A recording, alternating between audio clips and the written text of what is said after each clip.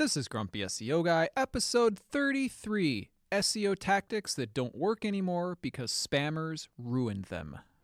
You're listening to Grumpy SEO Guy, the SEO podcast that doesn't waste your time with nonsense that doesn't work. I'm the Grumpy SEO Guy, and I'm sharing with you the strategies that have helped me successfully run my SEO agency for the last 14 years. In this podcast, I'll be sharing my knowledge and experience, discussing tips and strategies, and trying to help you cut through the confusion that permeates this industry. If you listen to this podcast, you will know more about SEO than 99% of people on the planet. Ready? Let's get started. I'm the Grumpy SEO Guy. Let me tell you why I'm grumpy today. I'm grumpy today because there's a lot of things that you can't do in SEO anymore because spammers ruined them. In this episode, we're going to talk about what those things are. But before we do that, my lawyer tells me that I have to say this right now. A quick disclaimer before we get started, everything I say here is based on my experience and opinion from 14 years in the industry. I don't officially know how Google or any other search engines work. Everything I say here is hypothetical and based on my experience. This podcast does not constitute advice or services. What worked for me may or may not work for you. Okay, back to the show. So if you listen to this podcast, and you should, you know kind of how the algorithms work because I've explained on numerous episodes the theory and logic behind algorithm updates and what to do so they don't affect you. If you haven't been paying attention or you missed those episodes, I'm going to do a full episode about that in the future. But for now, generally speaking, the thing that we're going to present on this episode is going to be the concept of when a thing is abused by spammers, it stops working. And there's probably a better way to say it. But you know what? I'm just going to leave it at that for now. Okay, let's talk about some of the things that don't work anymore because spammers ruined them. Number one, and this is in no particular order. Anyways, exact match domains. All right, look, 12 years ago, if you wanted to rank for blue widgets, if you bought bluewidgets.com or blue-widgets.com, and I mean a dash, I don't mean the word, I mean BLUE-WIDGETS.com, you would probably rank for blue widgets. Like, you got a lot of benefit from having an exact match domain or EMD, which they're sometimes referred to as. But what do you think happened? People realized, oh, hey, I can get an EMD and then I'll rank for my keywords. And then guess what? It stopped working. The search engine said, hey, spammers are taking advantage of this. It's not going to work anymore. And now, I'm not saying for sure that this is the case, but I have come across some times when an EMD might actually be penalized. I no longer recommend that you ever get an EMD. So if you're thinking now, well, what domain should I buy? All right, look. The present trend seems to be branding. How many companies and famous websites can you think of that are called something that has nothing to do with what they are? I can think of some. I'm not really going to name them. Anyway, the point is, if you're trying to think of a domain name right now, just like it can literally be anything. Just don't have your keywords in the domain name. If you want to rank for blue widgets, don't buy bluewidgets.com. Buy something else and use that instead. And I don't know if it's still gonna function this way in the future, but for now, EMDs are bad. Don't use EMDs. What else have spammers ruined? Well, I don't know if this necessarily counts, but blog comment spam backlinks. Okay, and I say I don't know if this one counts because this is something that doesn't even seem natural at all.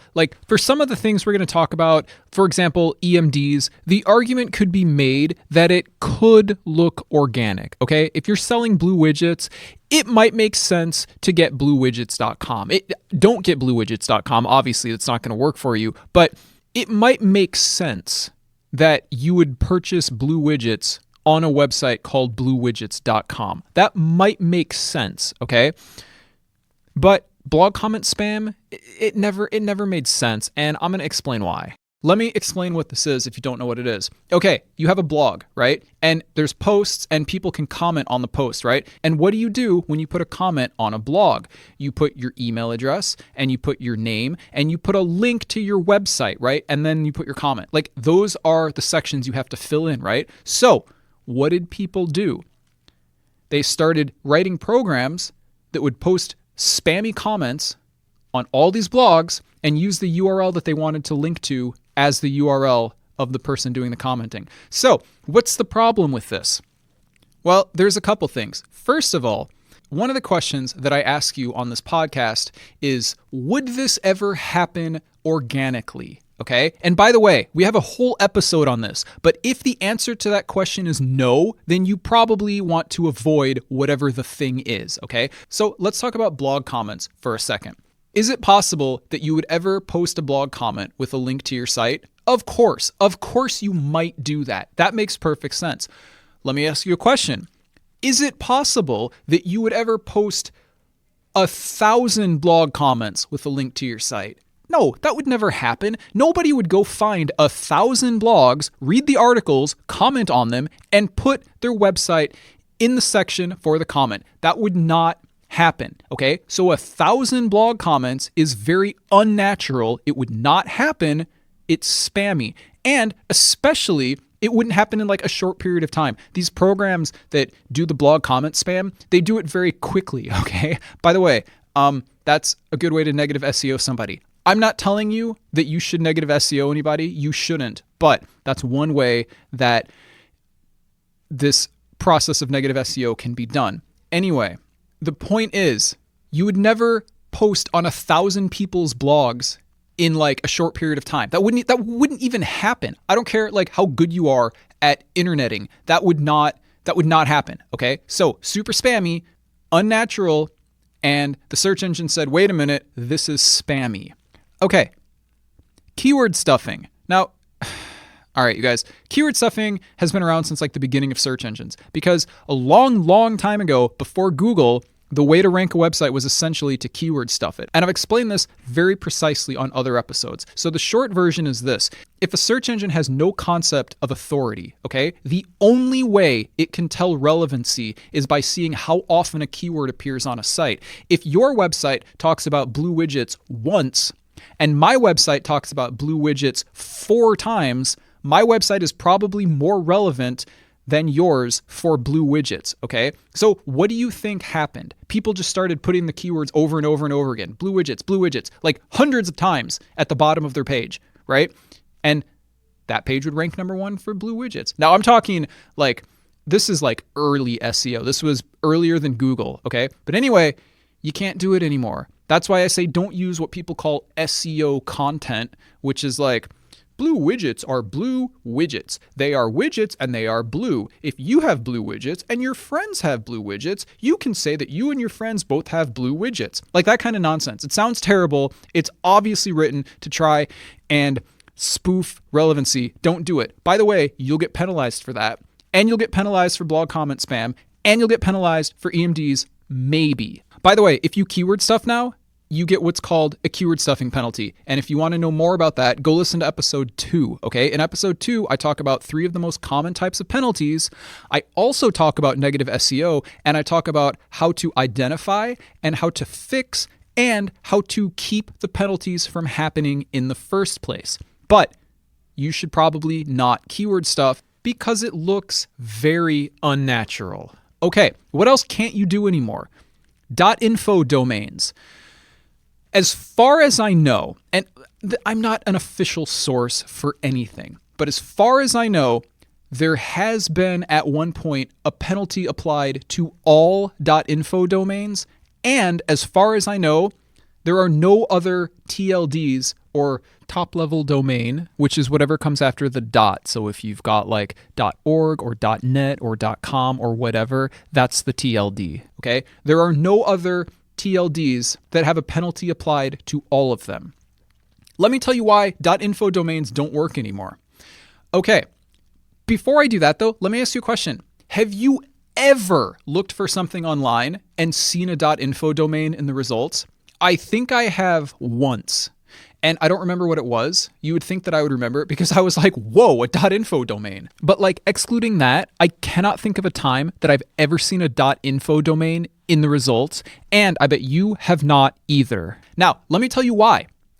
Back in the day, there were only a few kinds of TLDs. There was .com, there was .org, there was .net, and of course, there was .gov and .edu. But people don't have access to those. So essentially there were three. There was .com, there was .org, and there was .net. And then the companies that run all this stuff were like, guys, we're running out of possible domain names. We need to come up with some more extensions. And like, let's be honest, that's true. It's very difficult to find anything that, somebody doesn't own already. So one of them was .info. And it's pretty cool domain name, right? Like info, like seems like it would be a site that, explains something or provides details about something like that. That sounds pretty cool. Anyways, here's what they did. Because nobody knew what a .info domain was, they tried to get them to be more accessible, right? So when you could buy a domain name, .info domains were 99 cents. What do you think happened? Do you think a bunch of normal people bought .info domains and made websites? Do you think a bunch of spammers bought them? Because now, instead of having to spend $9.99 or however much a .com used to cost, they could buy .infos for 99 cents and they could buy 10 more of them for the same price. Spammers bought so many .info domains that there was a penalty applied to .info domains. I believe that is why you don't ever see .info domains rank for anything. But let me tell you, I'm not telling you not to buy a .info domain. I'm going to tell you don't buy a .info domain for a site that you would like to have appear in the search engines, okay? But if you're just practicing, like if you're just buying a domain to practice, .info domains are the cheapest ones there are. And if you don't care, like nobody's ever going to see it, buy a .info domain. It's fine. But it's probably not ever going to appear in the search engines for anything ever. I don't care how amazing your SEO is. I don't think it's ever going to appear for anything ever. It might be, but I don't know. And I would not assume that it would ever. So anyways, .info domains got spammed because they were super cheap and spammers bought them and turned them all into spammy websites. And then the search engines were like, well, these are junk, so don't use a .info domain. Okay, what else have spammers ruined?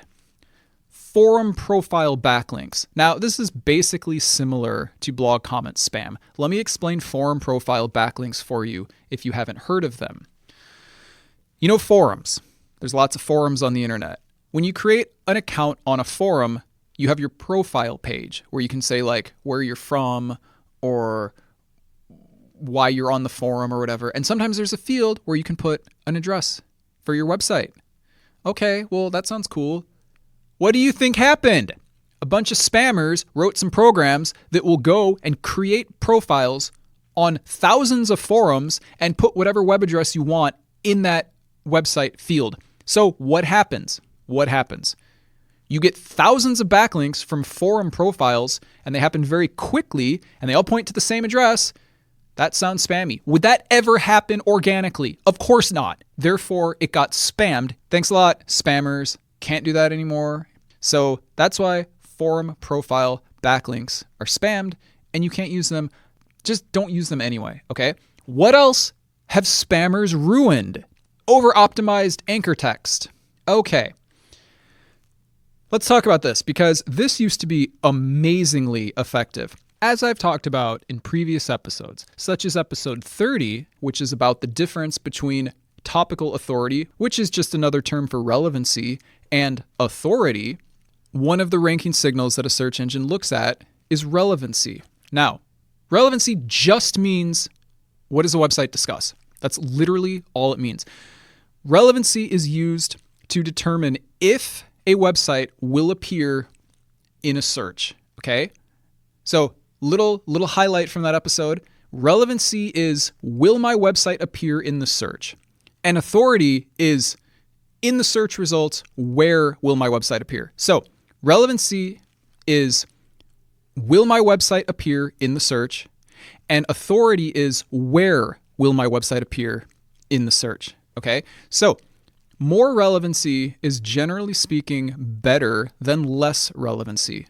Obviously, I mean, that seems pretty understandable, right? So there's two ways to get relevancy. One is by having good content, but don't keyword stuff it, okay? Don't keyword stuff it, but have content that talks about whatever the thing is that your website is about, okay? That's one way to get relevancy. You can call it on-page relevancy if you want. The other way is by having backlinks that use the terms you want to rank for in the anchor text. If you don't know what anchor text is, I have an entire episode dedicated to it. It's called What is Anchor Text? and why is it important. And it's also called Or How to Rank Any Website for Any Keyword. And that's episode 29. If you're unsure what anchor text is, how to use it, or why it's important, go listen to episode 29. But anchor text is whatever a link says, okay? If I link to you and I say click here, and click here is what you click on, then click here is the anchor text, okay? If I say click on this website to buy blue widgets, and blue widgets is the link, it's the words that you can click on, then that's the anchor text, okay? Anchor text is whatever words the link uses, okay? You can get so much relevancy, or I guess I should say you used to be able to get so much relevancy by getting a lot of backlinks with your keywords in the anchor text. I would argue that that used to be the strongest ranking signal there is. Now it's authority, but I would argue that many years ago, that was the best ranking signal there was, okay? We consistently outranked our competition by using anchor text, and it didn't even matter how much authority the websites had, really. I mean, they needed a little bit, but I'm just saying before authority became as significant of a ranking factor as it is today, it was very easy to rank pretty much any website in the world for any keywords using anchor text. What do you think happened? People did it way too much, and now there's something called an over-optimization penalty. An over-optimization penalty is when you get too many backlinks using the same anchor text. So for example, let's say I'm making these numbers up. Do not quote me on this. Do not write this down and pretend like it's a guideline. I'm just making up this example, okay? Let's say you have 100 backlinks to your website and 80 of them say blue widgets. Well, this is an over-optimization penalty because ask yourself this question. Would this ever naturally happen? If you happen to get 100 backlinks, do you think 80 of them would actually say blue widgets? No, that probably would not happen, okay? So if you get 80 backlinks, 80% of your backlinks that say blue widgets, that seems like manipulation. You're going to get an over-optimization penalty. So don't do it. Now, I just want to mention here, for the sake of this discussion, that anchor text still helps and relevancy still helps, but you can't be doing like 80% of your backlinks with a single keyword. That's a terrible strategy, okay? Don't do it. I like to play it safe, okay? I would probably stick with maybe 5%. I probably would not, like today, I probably would not go beyond 5% using a single keyword. That's probably a bit erring on the side of caution, but that's how I would do it nowadays. I mean, you can go more than that if you want, but I probably wouldn't. Anyways, the point is, you can't do a bunch of it anymore. You can't have 80% of your backlinks. And I'm not joking. Like back in the day, there were websites that had 80% of their backlinks using the same anchor text, and they were ranking for those keywords. It totally worked. And then the search engines changed their algorithms and it stopped working and they made over-optimization penalties. And that actually happened a long time ago. But I just want to tell you about it because it's a thing that was taken advantage of and now you can't do it anymore. So maybe we should revisit the concept of algorithms and why they work the way they do, because I feel like people are going to keep doing this and then they're going to complain, oh, it doesn't work anymore. The search engines are evil. No, you're just doing stuff that you're not supposed to be doing. Look, here's my quick rules, okay, to defend yourself against algorithm updates. Number 1, ask yourself, would this ever happen organically? If the answer is no, and don't just immediately answer, think about it. If it wouldn't organically happen, okay, then don't do it. Just don't do it. Because even if it works today, just don't do it, okay? Now, here's another rule, okay? This is another rule. I've talked about this in the past. I'm going to talk about it again more later. But this is a very important rule. Ask yourself this question. Can it be automated? If the answer is yes, it's something that you should avoid, okay? Blog comment spam can be automated. That's why it got spammed. Forum profile spam can be automated. That's why it got spammed. Keyword stuffing, I mean, I don't know if that's a case of automation, but don't keyword stuff,